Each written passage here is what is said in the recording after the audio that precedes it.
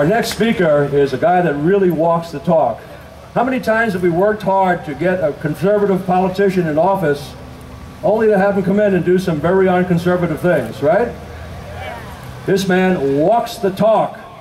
He's not only the guy that voted against the gun ban that I told you about, but he also is the the state director of Americans for Prosperity. I'd like to introduce Peter Foy.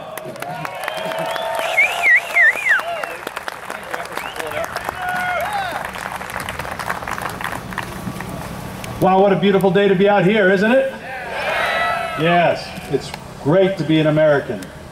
And listen, I want to thank you first for coming here. You could be at the beach, you could be any place else, but you believe that your rights are the most important thing, and you're going to give up this time because you want to stand here because you know that's the right thing to do, don't you? You know, let me just tell you, as someone who deals with this government and all the stuff that goes on, it's interesting how we just pick away at the rights of people on a regular basis. But there's no way for us to stop that unless people like yourself stand up and say enough is enough. And that's what you're doing today. So I want to thank you for that. Let me just start with this whole thing. I want to tell you, as a gun owner myself, I don't want anybody taking my guns. Nobody wants that. And I don't believe that'll ever happen because I believe people like you are never going to let it happen. And but let's go back to the basis of what we all believe. As Americans, the first part of it is, we are Americans. That's different than the rest of the world. You hear this, oh, we want to be like Europe. You hear the liberals say, well, we got to do what Europe does. We could never be like Europe. First of all, America is different. I can't go to England and become an Englishman, can I? And I can't go to France and become a Frenchman. Or Germany and become a German. But they can come and immigrate legally and become an American. And why is that? Because America was formed on an ideal. On an idea that people are free.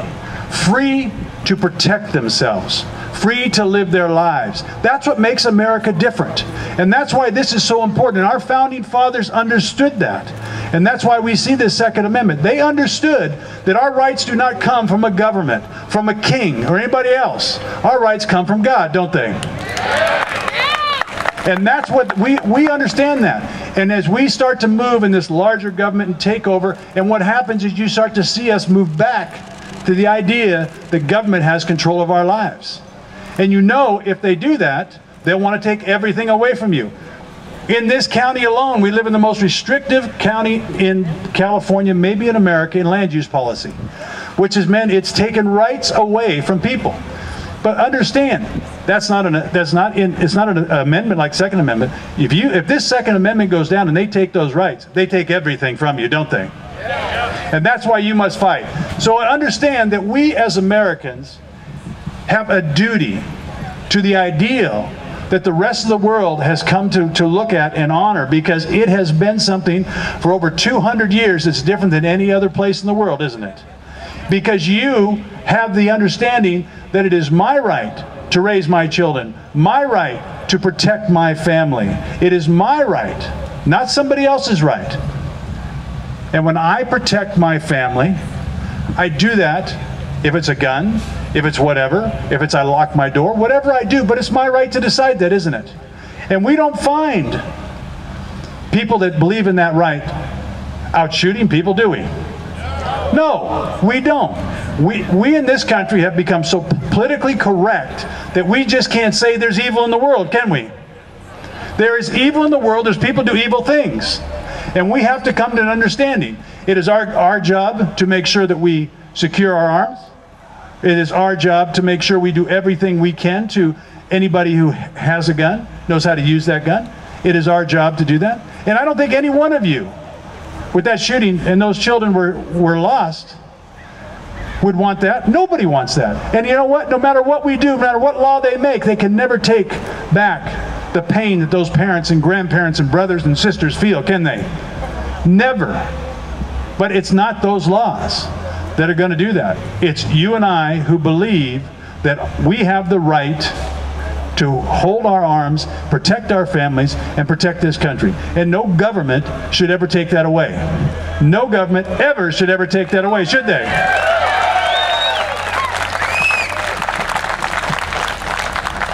You know, as a politician, let me just tell you that. I'm a politician, I'm also a business guy, and just an average person like you. Somebody who just saw a problem. I want to go and try to fix the problem. But I still have a business, and you know, my family. But I'm just going to tell you, I'm not sure all the politicians are bad people. I think they're deceived. I just think they don't understand human nature.